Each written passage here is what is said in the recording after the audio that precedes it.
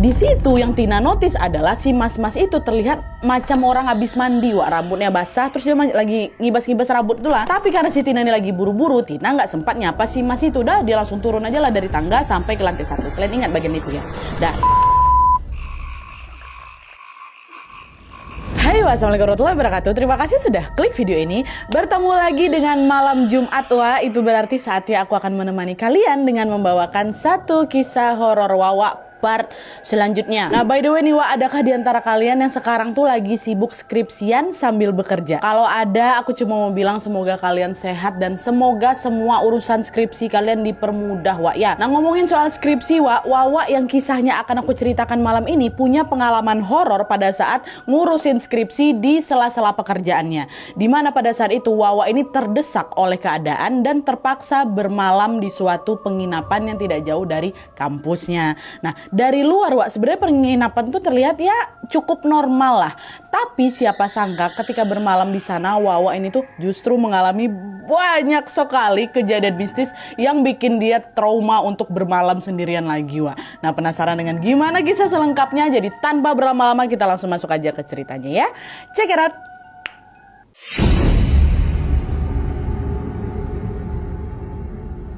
Oke, Wak, jadi kisah yang akan aku bawakan malam ini dikirim sama Wak kita yang bernama Tina dari kota S yang ada di Jawa Timur. Halo Tina. Nah, jadi Wak, pengalaman horor ini dialami oleh Tina ketika dia menginap di sebuah penginapan pada bulan Agustus tahun 2024 kemarin, baru-baru ini. Sedikit informasi aja tentang si Tina ini, Wak. Dia ini adalah mahasiswa semester akhir yang berkuliah di salah satu perguruan tinggi yang ada di kota M. Akhir-akhir itu Tina ini lagi disibukkan dengan urusan skripsi, di mana dalam 1 minggu dia ini harus beberapa kali pergi ke kampus untuk meminta tanda tangan dosennya. Dan selain sibuk skripsi, Wak, pada saat itu Tina ini juga disibukkan dengan urusan pekerjaan, dimana pada saat itu dia ini bekerja sebagai customer service di perusahaan startup secara remote. Nah, di pekerjaan itu Tina ini diwajibkan untuk menjalani sistem shift gitulah. Ada shift 1 dari jam 9 pagi sampai jam 2 siang. Ada shift 2 dari jam setengah 3 sore sampai jam setengah 8 malam ya. Nah, pada suatu hari seperti biasa Tina ini harus pergi ke kampusnya untuk meminta tanda tangan pada dosen pembimbingnya. Pada jam setengah 5 pagi, Wak, Tina pun berangkatlah dari kota S, dari rumah dia ini menuju ke kota M, ke kampusnya dengan mengendarai sepeda motor. Setibanya di kota M, Wak, Tina langsunglah itu pergi ke kampusnya untuk menemui dosennya. Tapi pas sudah nyampe di kampus, Pak dosen yang mau ditemui sama Tina ini ternyata baru aja keluar dan dia baru akan kembali ke kampus sore hari, si Pak dosen ini. Lalu karena hari itu Tina ini harus bekerja juga di shift 2, Wak, dia pun kepikiran untuk mencari tempat singgah. Tina mikir, apa aku cari penginapan dekat sini aja ya, soalnya kalau misalnya kerja di kampus aku nggak fokus, kata dia kayak gitu. Dan by the way juga, Wak, waktu itu Tina tuh udah nggak ngekos di kota M itu karena kan udah semester akhir kan, jarang dia ke kos. Jadi akhirnya udah dia balik lagi lah ke kota S. Jadi dia nggak ada tempat singgah di kota M itu lagi, Wak, karena udah di semester akhir. Dah lah tuh akhirnya Tina pun segera mencari penginapan melalui sebuah aplikasi online. Nah, setelah mencari-cari, Tina tidak sengaja melihat ada penginapan yang berjarak kurang lebih 20 menitan gitu lah, Wak, dari kampusnya, lumayan dekat.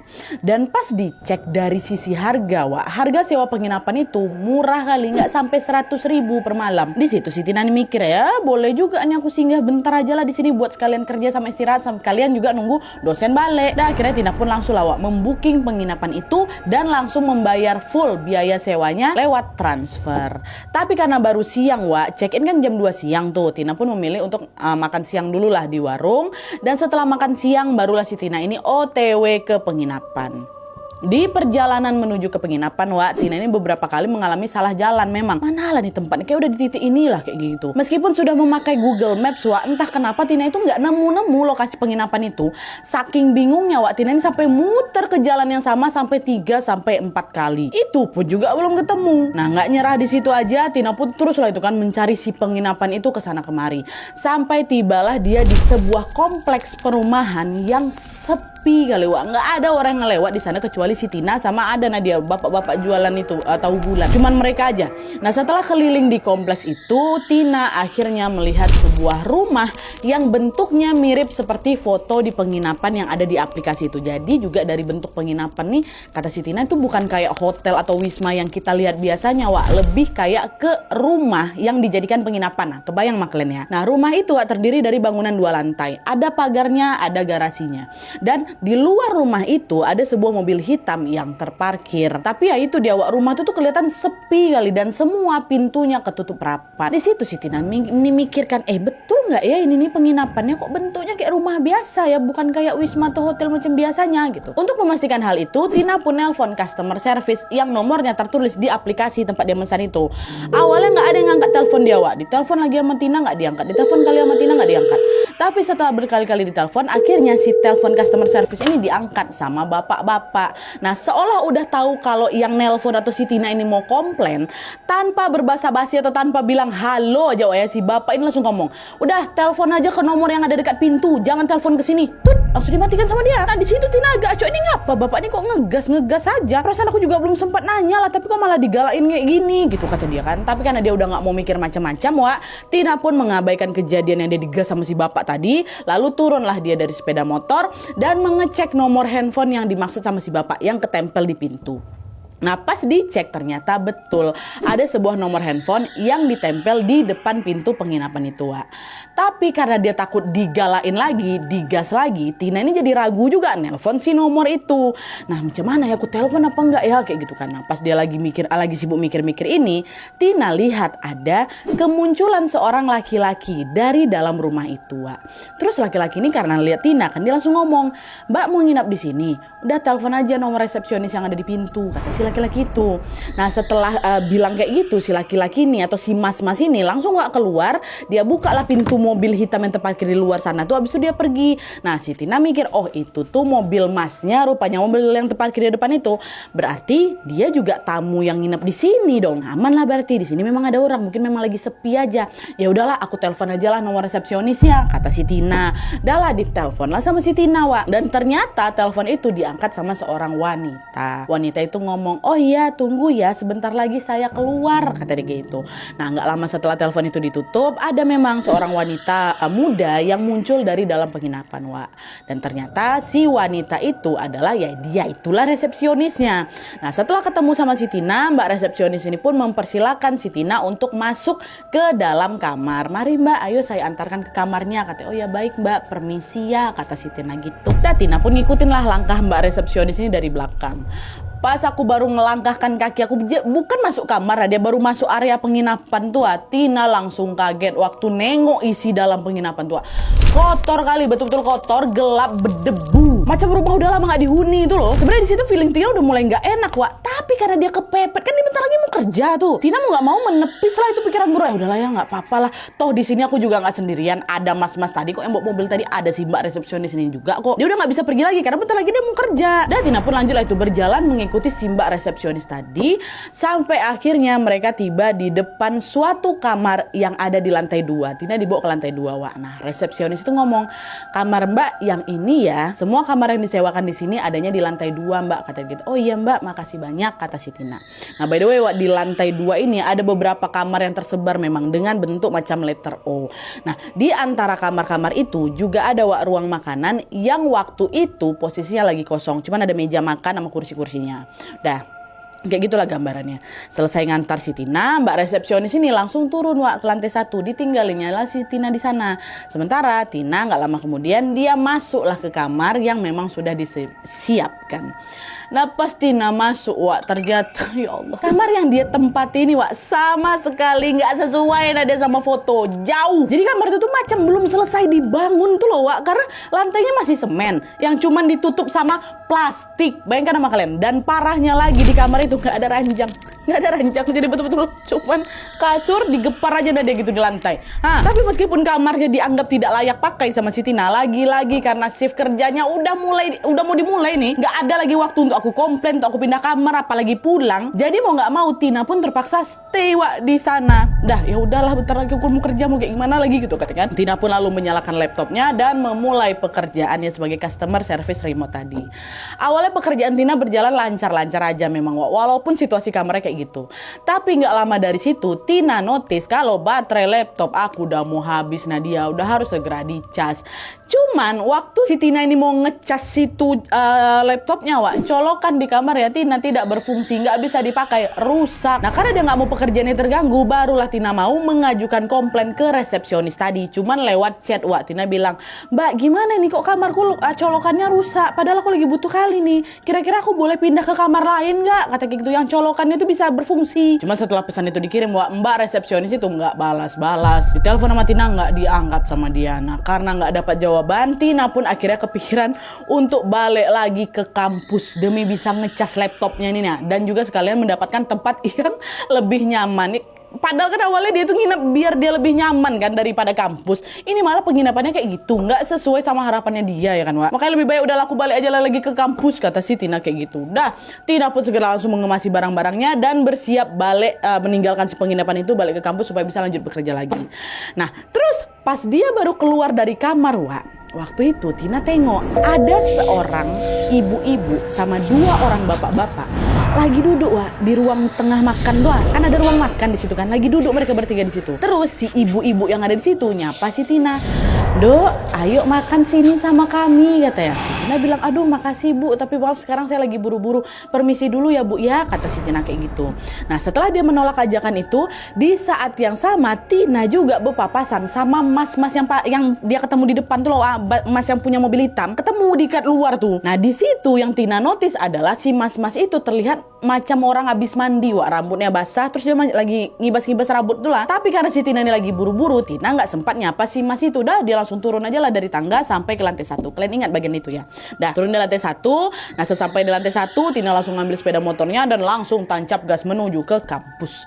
Nah setibanya dia di kampus, Tina lanjutlah kerja lagi tuh kan, sampai waktu menunjukkan jam 5 sore. Nah nggak lama kemudian Tina ada pesan masuk di handphonenya si Tina. Nah setelah dicek ternyata yang ngechat itu adalah Mbak resepsionis. Jadi Mbak itu baru balas WA si Tina setelah Tina pindah sana, Mbaknya bilang, "Ya Mbak, nggak apa-apa kalau kamu mau pindah kamar. Di lantai 2 itu ada beberapa kamar yang kosong. Colokannya juga berfungsi kok. Kamu pilih aja mau kamar yang mana," kata dia kayak gitu. Nah setelah menerima pesan dari Mbak resepsionis, Tina pun jadi kepikiran lah untuk ya udahlah aku balik lagi aja lah ke penginapan. Aku lanjutin kerjaku di sana aja lah biar bisa sambil rebahan, kata si Tina gitu. Mau dia balik lagi ke sana, Yalah sayang juga kan udah dibayar kan. Udah lah tuh, Tina pun segera langsung mengemasi barang-barangnya yang ada di laptopnya udah dicas juga secukupnya. Nanti kan juga dia pindah ke kamar yang colokannya insya Allah bisa difungsikan gitu kan. Dia ambil sepeda motornya, OTW lagi lah balik ke penginapan. Nah ketika sampai di penginapan ini, langit udah kelihatan lumayan gelap tuh karena sudah memasuki waktu maghrib. Bersamaan dengan itu, situasi di penginapan juga balik sepi lagi. Tanpa ada satupun orang yang berlalu lalang, Meskipun sepi, Tina berusaha untuk tidak mikir macam-macam, karena dia mikir, mungkin tamu yang lain juga udah masuk kamar semua nih, lagi istirahat. Lagi pula kan ini maghrib, ngapain orang di luar-luar gitu. Nah setelah dia parkirkan sepeda motornya, Tina pun lalu naiklah ke lantai 2 lagi dan mencari kamar baru untuk dia tempati, Tapi karena si Mbak resepsionis tadi juga nggak ngasih tahu kamar mana yang boleh dia tempati, ya Tina juga sempat bingung ya kan. Cuman yang dia notice, di lantai 2 itu ada 3 kamar kosong yang pintunya sengaja dibuka. Dan kamar-kamar itu berada di sebelah ruang makan tadi. Jadi di situ Tina mikir mungkin si Mbak resepsionis ini ngebolehin Tina buat pilih kamar yang mana aja lah, makanya pintunya dibuka-buka semua. Nah udah akhirnya setelah mengecek ketiga kamar kosong itu satu persatu, Tina memilih untuk menempati kamar yang paling pojok ya, karena di kamar itu ada sebuah jendela belakang yang berhadapan langsung ke jalan depan. Dah dia pilihlah kamar pojok. Nah setelah memilih kamar itu, Tina pun langsung masuklah ke dalam. Dia taruhlah barang-barang dia kembali lagi bekerja ya kan, shiftnya kan belum selesai. Nah pas dia lagi fokus ya bekerja itu, Tina tiba-tiba mendengar ada suara keramaian di luar kamarnya. Ada suara bapak-bapak yang lagi ketawa Nadia. Ada suara ibu-ibu yang lagi ngobrol. Dan Tina juga mendengar ada suara alat masak yang lumayan heboh. Macam orang lagi masak nasi goreng. Kok bisa di penginapan bisa masak-masak? Macam di kos-kosan. Wah rame kayak gitu. Macam ada aktivitas pentas rame gitulah di luar. Suara keramaian itu pun tentunya sempat ngebikin si Tina ini jadi nggak takut gitu, Wak. Yang ada dia malah merasa jauh lebih tenang. Pikirnya waktu itu, lumayan rame juga nih yang nginep di sini. Kalau gitu ya udahlah, malam ini aku nginep di sini aja. Aku juga nggak berani balik malam-malam gitu kan. Pertama kan si Tina ini nggak skeptis, nggak ada apa yang nginep di sini. Rupanya waktu dia dengar apa segala macam, oh rame juga. Ya udah, Tina makin mantap tuh nginep di situ. Nah setelah kepikiran kayak gitu, Tina balik lagi lah melanjutkan pekerjaannya. Tapi di luar masih rame tuh, wah kayak gitu. Dia kerjakan sampai selesai, sampai jam 8 kurang kan. Nah setelah pekerjaannya itu selesai, Wak, Tina rebahan lah itu di kasur ala kadarnya itu sambil nonton tayangan stand up komedi yang ada di YouTube. Santai kali lah dia pokoknya. Nah pas dia lagi santai-santai itu, Wak, Tina samar-samar denger macam ada dua perempuan yang lagi pamitan sama seorang bapak-bapak. Jadi ada suaranya kayak gitu. Nah si perempuan itu bilang kayak gini, "Pak, malam ini aku izin mau nginap di luar ya. Nanti pintunya dikunci aja. Nggak apa-apa, Pak." Nah waktu denger itu kaget sih Tina, kok si Mbak ini sampai izin kayak gitu?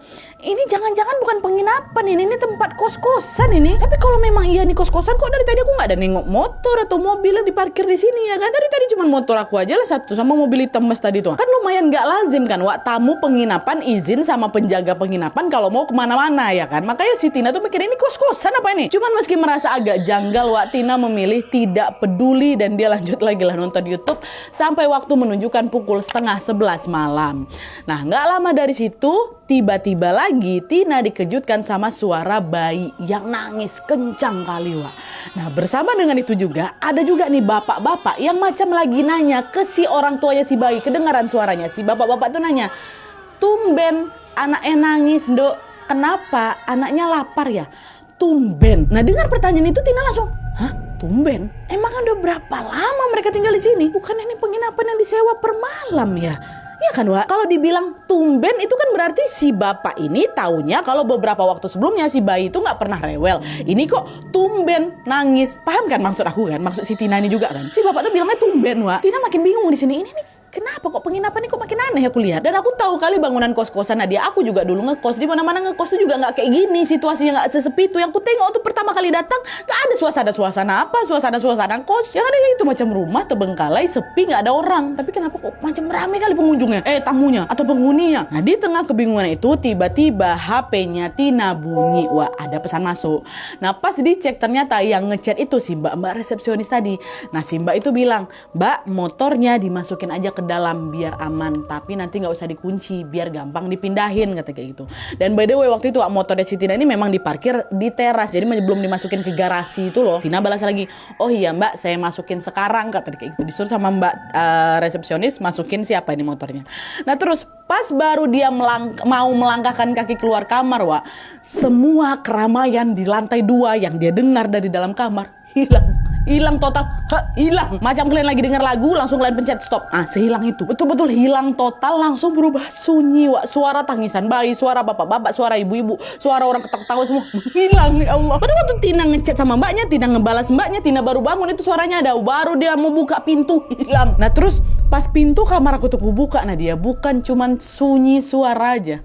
Tina juga sama sekali tidak melihat ada satupun orang di sana. Padahal suaranya macam rame kali orang depan kamar aku tuh Nadia.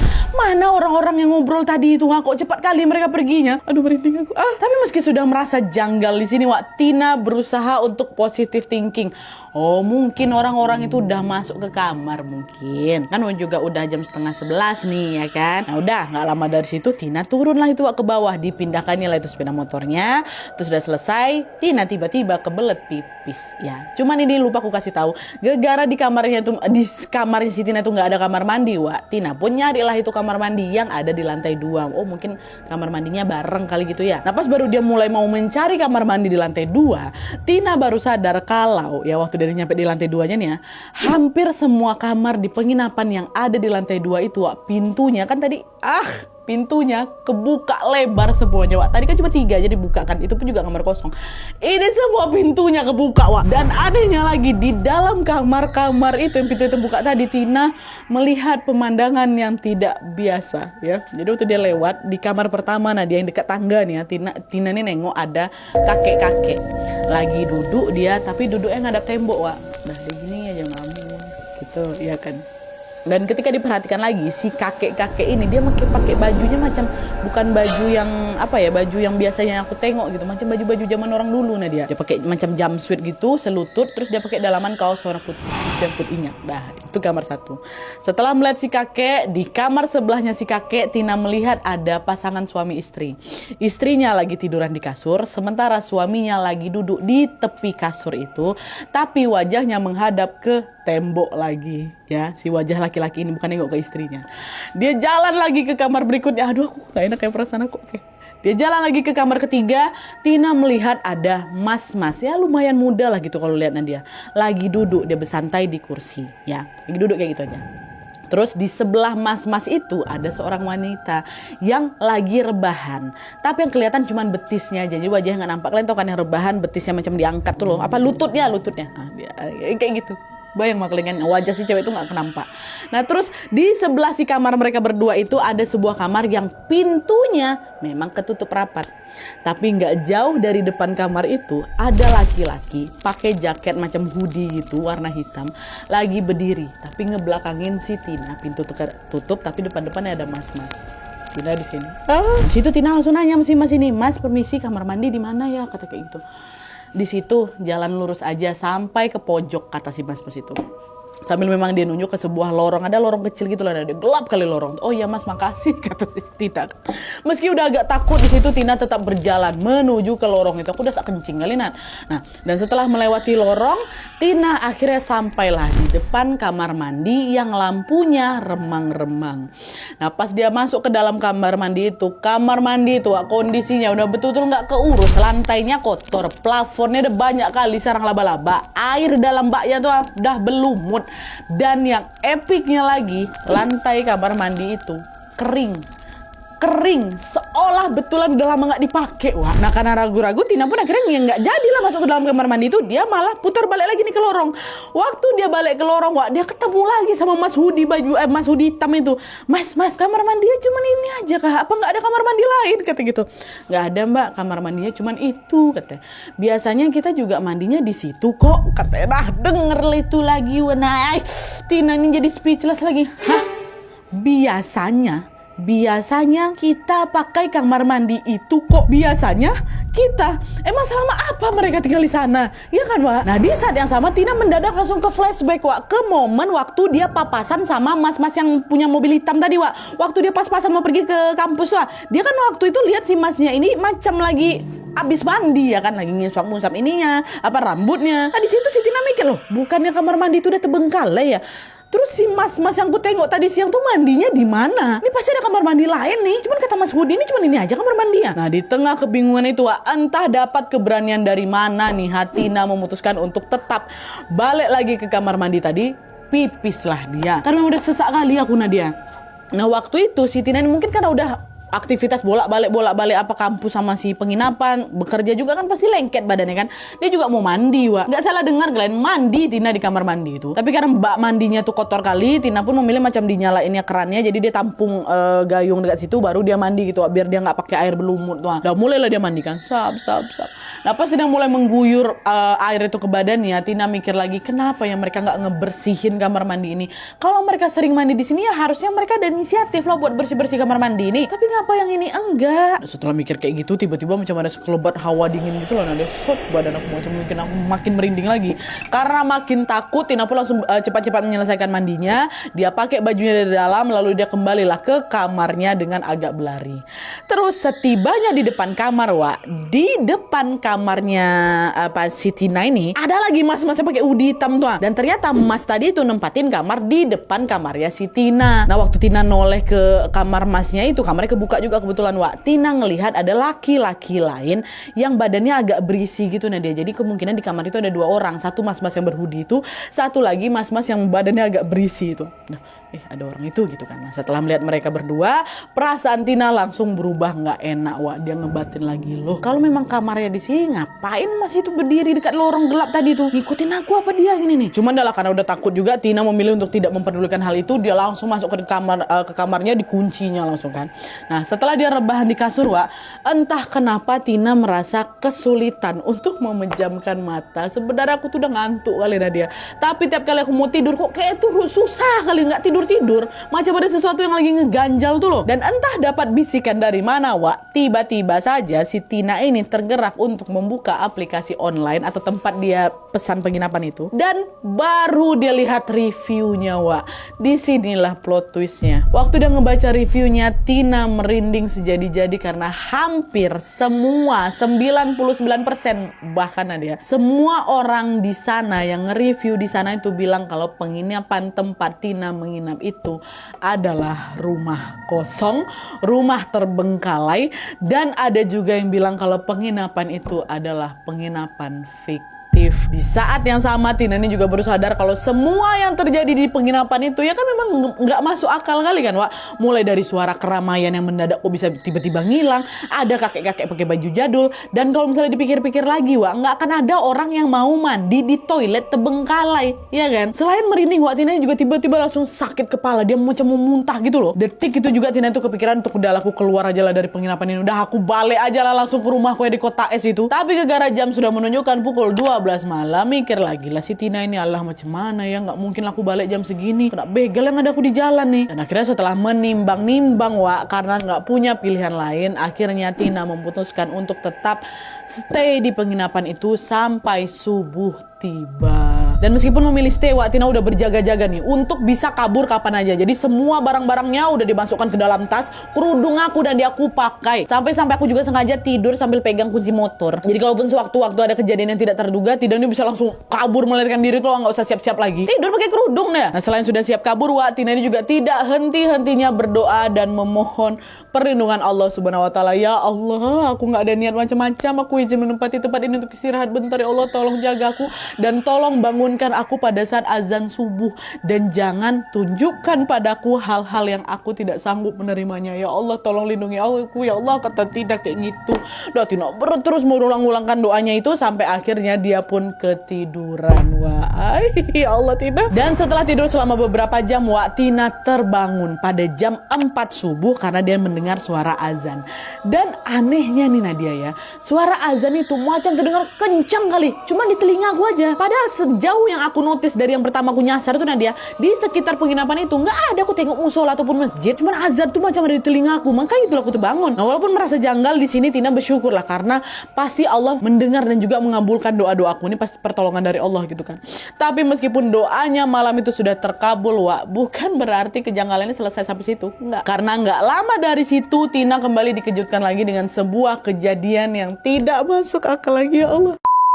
Nah, jadi, Wak, setelah bangun itu Tina kan bersiap-siap kan untuk segera meninggalkan si penginapan itu. Nah, di saat dia lagi udah siap-siap mau keluar nih, Tina dengar ada suara bapak-bapak dari di luar kamarnya yang macam sedang berusaha membangunkan anak-anaknya, Wak. Si bapak itu bilang, "Dek, Le, cepat bangun no, sholat subuh. Dek, Le, cepat bangun, sholat subuh." Gitu, Wak. Aku makin gak merinding aku tuh. Nah, tapi karena dia gak mau terus-terusan stuck di tempat itu, Tina pun langsung beranikan diri untuk keluar kamar dan bersiap meninggalkan si penginapan itu. Tapi pas baru aja keluar kamar, Wak, Tina notice kalau semua pintu yang ada di lantai 2 terbuka lebar juga. Dan anehnya meskipun pintu itu terbuka, di kamar itu tuh gak ada satu orang pun yang nampak. Gak ada orang, betul-betul kosong-song melompong. Kemarin masih ada orang kan dalam. Ini nggak ada. Mas Hudi yang di depan tuh pun nggak ada. Wah, di situ aku udah nggak bisa positive thinking lagi, Nando. Langsung berlari, aku nggak berani lagi nengok kiri kanan. Dia turun tangga, dia ambil motor yang ada di garasi, dia mundurin motor ya kan. Belum selesai, Wak. Waktu dia mundurin motornya, Tina nengok, ada sekelompok ya, ada sekumpulan bapak-bapak pakai baju koko warna putih, dia pakai peci, dia pakai sejadah lewat depan penginapan itu. Bapak-bapak tuh sebenarnya kelihatan normal-normal aja, Wak. Tina pun menganggap kalau mungkin mereka adalah warga sekitar yang baru balik dari sholat subuh ya kan. Tapi dugaan itu salah, Wak. Bukan. Karena selang beberapa saat Tina lagi mau mundurin motor nih, 3 orang dari kumpulan bapak-bapak itu tiba-tiba buka pagar, jalan masuk dia ke penginapan itu. Masuk ke penginapan itu. Terus ya salah satu dari si bapak-bapak yang masuk ini bilang kayak gini, "Kok udah mau pulang, Dok? Cepat sekali. Udah tahu ya," kata dia gitu. Denger itu aku udah gak sanggup lagi noleh ke sana, Wak. Gak ada aku jawab pertanyaan si bapak-bapak itu lagi. Gemetar aku, Tina langsung nyalain motornya untuk bisa langsung hidup, Wak. Si motornya langsung ditancap gas, ninggalin tempat itu secepat mungkin. Astagfirullahaladzim. Di perjalanan itu Tina gak henti-hentinya bersyukur karena Allah Subhanahu wa Ta'ala masih menyelamatkan dia dari si penginapan aneh, creepy yang nyimpan banyak kali kejanggalan di dalamnya ini. Astagfirullahaladzim. Nah, menurut Tina, Wak, besar kemungkinan semua orang yang ada di penginapan itu, mulai dari ibu-ibu, mas-mas, atau bapak-bapak yang nyapa si Tina itu tuh, bukan manusia, melainkan makhluk halus. Kenapa? Karena setelah ditelusuri, penginapan itu memang merupakan rumah kosong yang sudah lama tidak berpenghuni. Meskipun begitu, Tina ternyata bukan satu-satunya orang yang tertipu di sana, Wak. Karena setelah aku cek lagi tuh, dia ternyata ada lebih banyak orang yang mereview jelek tentang penginapan itu. Dan sebagian besar dari orang-orang itu bilang kalau rumah itu jauh berbeda dengan yang dipromosikan di aplikasi. Nah, kenyataannya rumah itu tuh memang kotor, kumuh kali, dan ketika pelanggan datang ke sana tidak ada resepsionis juga atau pemilik yang bisa menyambut mereka, si tamunya ini. Dan sampai di sini bisa disimpulkan kalau besar kemungkinan ada oknum yang tidak bertanggung jawab yang melakukan penipuan dengan mengiklankan rumah kosong itu sebagai sebuah tempat penginapan. Dan sialnya Tina, Wak, bukan hanya dia udah ditipu sama si oknum ini, tapi dia juga turut diganggu sama makhluk yang sudah lama menempati si rumah kosong ini. Double dia kena. Dalam aku ditipu, aku juga diganggu sama si penghuni di sana. Nah, dari kejadian ini, Wak, Tina belajar untuk selalu memohon perlindungan kepada Allah Subhanahu wa Ta'ala supaya dijauhkan dari orang-orang ataupun juga makhluk halus yang berniat mencelakai Tina. Untung tidak bisa balik, Wak.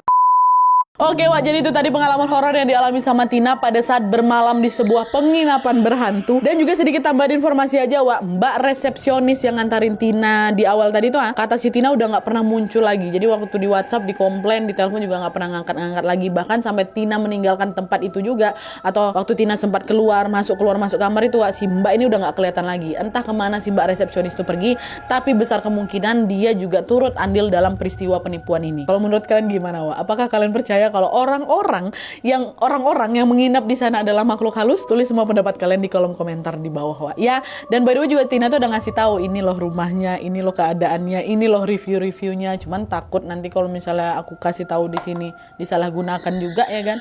Jadi kami memilih untuk tidak menyebutkan di mana. Bahkan kotanya juga aku nggak mau nyebutin gitu, ya. Oke, Wak, jadi sekian dulu videonya. Terima kasih banyak yang sudah menonton. Kalau kalian suka video ini, klik like-nya. Jangan lupa komen di bawah untuk ide dan saran-saran untuk video selanjutnya. Jangan lupa nyalain notifikasinya supaya kalian tahu kalau aku upload video baru. And as always, jangan lupa untuk klik tombol subscribe supaya kalian sama-sama tahu informasi menarik dan menegangkan dari channel aku. See you next video, Wak. Bye.